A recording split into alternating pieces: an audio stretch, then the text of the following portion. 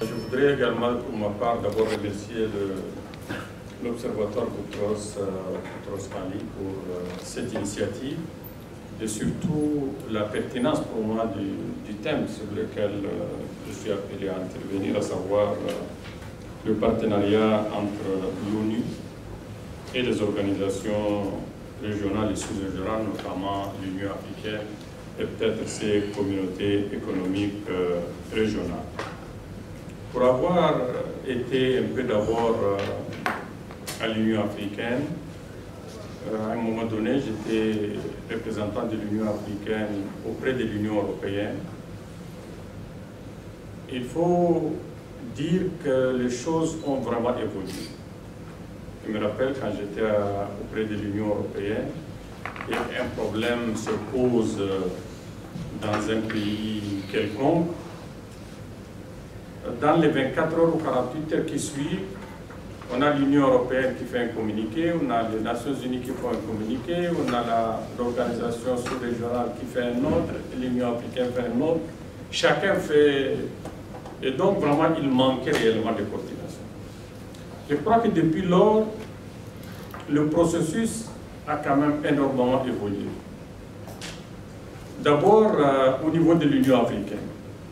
Vous savez que jusqu'en 2000, passage de l'OIA à l'Union africaine était dans une position, pas d'ingérence dans les pays de l'Union africaine. En 2000, il y a eu plutôt l'acte constitutif de l'Union africaine, mais entre-temps, il y a eu le génocide au Rwanda. Ce qui fait que dans l'acte constitutif de l'Union africaine, ok, pas d'ingérence, mais pas d'indifférence non plus. Et il y a un article qui explicite clairement que l'Union africaine a le droit d'intervenir quand il y a des menaces ou de prémices de génocide. C'est ce qui a permis à ce que l'Union africaine intervienne en 2004 au niveau du Darfour. Ça a permis également à l'Union africaine d'intervenir en 2007 en Somalie. Mais entre-temps, au niveau des Nations unies également, les choses ont évolué. Et ne serait-ce que si je prends les dernières évolutions, je crois que tout à l'heure Arthur a parlé, surtout pour ne pas m'attarder trop, depuis l'arrivée de Guterres, depuis l'arrivée du nouveau président de la Commission de l'Union africaine, les mécanismes de coordination se sont multipliés. Il y a eu d'abord ce cadre commun Union africaine, Nations unies qui a été signé pour un partenariat renforcé en faveur de la paix et la sécurité. Il a été signé le 19 avril 2017. Depuis lors, contrairement à l'environnement que je décrivais, des réunions périodiques entre les membres du Conseil de sécurité des Nations unies et les membres du Conseil de paix de l'Union africaine, des consultations régulières, des visites régulières, et on a vu pas mal de fois où le commissaire paix et sécurité partit sur le terrain, soit avec le chef de département opération de maintien de la paix, soit avec le chef d'opération du département affaires politiques. Bref, il y a une nouvelle dynamique qui a vraiment pris corps entre les Nations unies et l'Union africaine. Et ceci, à mon avis, est normal, parce que jusqu'à là, la revendication de l'Union africaine, c'est que 60 à 70% des questions qui se discutent au niveau du Conseil de sécurité sont des questions africaines, et évidemment, l'Afrique est associée nulle part. Depuis lors, les 3 membres africains du Conseil de sécurité non permanent ont constitué ce qu'on appelle le A3, sont devenus, peut-être pas avec autant de pouvoir que le P5, mais aujourd'hui, ils sont consultés régulièrement. Donc, je crois qu'au niveau des institutions, au niveau des cadres de concertation, les choses ont beaucoup évolué. Aujourd'hui, le climat est à beaucoup plus de concertation et jamais l'Union européenne aussi, parce que je le suis un peu, l'Union européenne depuis mon temps a désigné un représentant auprès de l'Union africaine, les Nations unies ont désigné un représentant au niveau de l'Union africaine.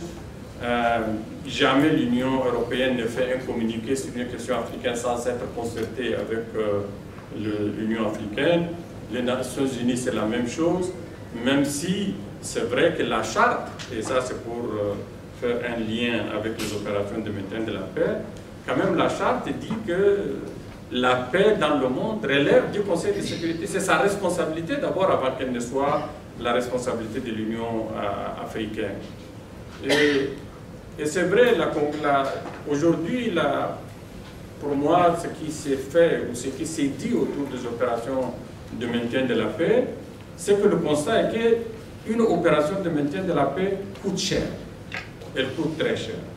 Et donc là, je reviens à la situation du Mali pour répondre à cette question. Que faut-il faire quand une mission de paix finit?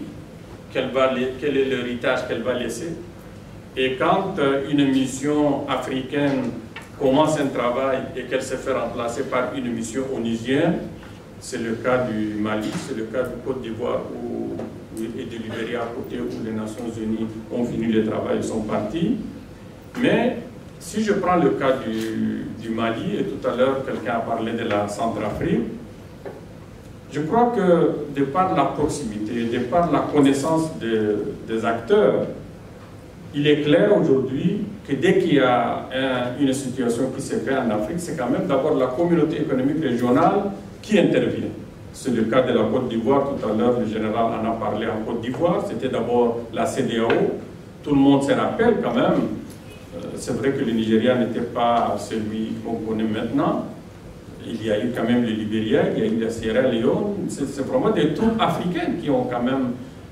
Mais comme j'ai dit que ça coûte cher, et que c'est de la responsabilité d'abord des Nations Unies, on a eu le cas du Mali, où l'Union africaine, à travers la CEDEAO, est intervenue, mais compte tenu du fait que ça coûte cher, elle était obligée de laisser la place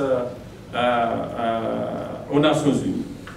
Maintenant, qu'est-ce qu'il faut, quelle est la différence entre la situation de l'Union africaine à travers la CEDEAO et les Nations Unies? C'est que quand c'était la CEDEAO, l'Union africaine, c'était un mandat d'imposition de la paix. Et c'était un mandat même de lutte contre le terrorisme, parce que les terroristes ont envahi le Nord Mali, et ces troupes avaient pour mandat de faire vraiment un combat. Et brusquement, à cause toujours de ces problèmes malheureusement de moyens, parce que j'estime que c'est ça le mobile principal, sinon je ne vois pas d'autre justification, c'est les Nations Unies qui ont pris le relais. C'est devenu MINUSMA. Première conséquence, le mandat n'est plus un mandat d'imposition de la paix, c'est un mandat plutôt de maintien de la paix classique. Alors que tout le monde sait que l'environnement au Mali, ce n'est pas un environnement de maintien de paix classique. Le deuxième point, c'est qu'il y a une incompréhension fondamentale de la part du citoyen malien. Le Malien dit: je suis envoyé par le Nord. Je suis tchadien, je pars faire un bivouac un peu avec les troupes tchadiennes qui sont à l'extrême nord. Ils me disent: mais monsieur le ministre, nous sommes là, on nous dit on ne doit pas faire de combat, mais qu'est-ce qu'on va faire? On va rester dans notre camp jusqu'à quand? Et d'autres, et d'autres. Donc, vraiment, cette question mérite quand même d'être posée et réellement posée, parce qu'elle crée une frustration au niveau des populations. Ils sont dans une attente, et les Nations Unies, qui est appelée en secours, dit: moi j'ai un mandat de maintien de la paix. Et donc c'est pour cela qu'à un moment donné, on a pensé: est-ce qu'il ne faudrait pas penser comme à la MONUSCO, créer une brigade composée de la sous-région, et peut-être qu'il y aura un mandat spécifique. Bref, dans tous les cas, tant que c'est ainsi, l'environnement a changé, les missions des Nations Unies, dans leur conception, dans leurs règles d'engagement, dans leur mandat, n'ont pas changé. Il y aura toujours cette incompréhension, et ça m'étonnerait qu'un jour, les Africains vont applaudir pour dire que voilà une mission de paix qui est venue apporter. Donc celle-là, je crois que c'est une question qui mérite d'être posée. Maintenant, c'est vrai, la question de médiation. Et pour ce qui est du Mali, il faut quand même relever une chose. Au niveau de la médiation, c'était la CEDEAO qui avait le lead de la médiation. Et brusquement, on a donné le lead de la médiation à l'Algérie. C'est un pays voisin, important. Mais ça a laissé la CEDEAO dans une frustration. Moi, personnellement, qui gère, la CEDEAO, c'est pratiquement désintéressé. Or, quand tu parles avec le Malien ordinaire, les Maliens sont des citoyens très panafricanistes, parce que c'est Modibo Keïta, c'est Alpha Konaré, c'est vraiment des gens très africanistes. Et donc, pour eux, la CEDEAO, c'est ça leur organisation. Mais quand tu ne vois pas de rôle à la CEDEAO, ça pose problème. Moi, personnellement, de par mon passé Union africaine et autres, c'est vrai, j'entretiens les meilleures relations possibles avec mon collègue de la CEDEAO, mon collègue de l'Union africaine. Nous faisons tout ensemble et ça m'amène au choix du leadership également. Ça, il ne faut vraiment pas l'escamoter. Quand on est dans ce genre de mission, on est dans un environnement, je crois que le matin, les gens en ont un peu parlé, ce n'est pas accessoire. Il est extrêmement important d'abord de penser à la nature du déploiement et résoudre cette question, à mon avis, où les choses ont changé et l'environnement a changé. On est avec des missions classiques. On me dit, j'ai prôné, je suis parti demander un mandat robuste, un mandat, et effectivement tout à l'heure quelqu'un avait, je crois, ce jour le général, en parlant du mandat de l'ONUCI, avait dit, va utiliser tous les moyens possibles pour pouvoir faire. Mais quel que soit ce qu'on va utiliser. Moi, j'ai mon unité des droits de l'homme qui est là. J'ai, dans mon mandat, protéger et défendre le droit de l'homme. C'est autant de principes, c'est autant de choses qui ne s'appliquent pas dans un environnement terroriste, où tu as des hors-la-loi et toi, tu veux appliquer la loi. Lui, quand il te tue, c'est quelqu'un qui t'a tué. Toi, quand tu le tues, quelquefois, c'est un citoyen ordinaire. Donc, je crois que cette question-là mérite, à mon avis, et là, les pays francophones, et j'en reviens là pour finir, quel rôle les pays francophones peuvent jouer? Je prends toujours le cas du Mali. Moi, j'ai vu un rapport de l'Ombudsman, le médiateur, les types qui vient discuter avec les États. J'ai vu dans ses conclusions, il m'a dit que l'une des causes de stress ou de manque d'efficacité de certains agents, c'est parce qu'ils sont francophones et ils ne sont pas compris. Par exemple, ta division d'appui à la mission, le DMS qui a pris la mission, 90% sont des anglophones, sur peut-être 50, tu as 2 ou 3 qui parlent français. Et ils m'ont dit, quand les gens partent, les staffs quelquefois locaux, ou surtout les nationaux, j'ai quand même plus de 900 nationaux. Quelquefois, ils remplissent des formulaires, ils signent des formulaires sans savoir le contenu du formulaire. Et donc, leur frustration, et laquelle frustration, évidemment, a des conséquences sur le rendement, découle de là. Et, honnêtement, j'estimais que l'opportunité de la réforme en cours du secrétariat général des Nations Unies offre une opportunité, et je suis de ceux qui ont estimé que le roster, la base de données telle qu'elle est présentement, où tu vas voir, par exemple, au niveau du là où il y a à tout carré, madame, c'est ça, DFS, c'est ça? DOS, 90% de ceux qui sont dans le roster sont des anglophones. Mais à contrario, 90% des francophones sont des bilingues.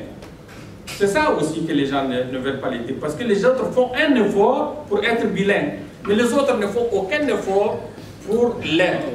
Et donc, il faut un équilibre. J'ai vu dans ma mission un appel à candidature pour quelqu'un qui doit être recruté au Mali, un national, et on dit il faut l'anglais et le français est souhaité. Moi, j'ai dit non, il faut le français et l'anglais est souhaitable. Je suis en train de changer la rhétorique pour dire non, mais il n'y a pas à complexer les gens, on est chez eux, il faut les comprendre. Donc, je crois que ça, les pays francophones, au niveau de New York, ont un rôle à jouer.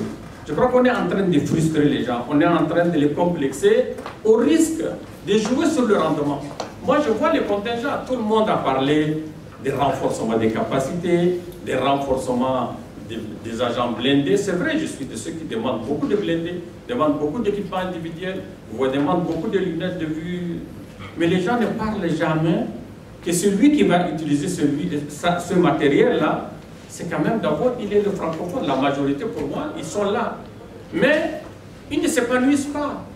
La chaîne de commandement qui leur donne les instructions, ils ne se comprennent pas. Et quelquefois, ils sont en deçà de leur rentabilité, tout simplement parce qu'ils reçoivent les mauvaises instructions, les mauvais ordres. Tout à l'heure, le général a employé un mot, je crois,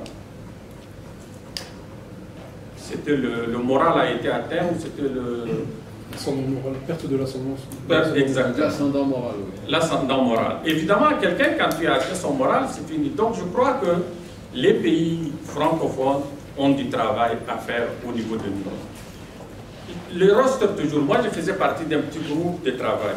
Mais je leur ai dit, qu'est-ce que ça coûte? Que de faire en sorte que le roster où on recrute des gens pour l'Afrique de l'Ouest, qu'au moins sur ce roster-là, on privilégie le français et que l'anglais devient comme complémentaire.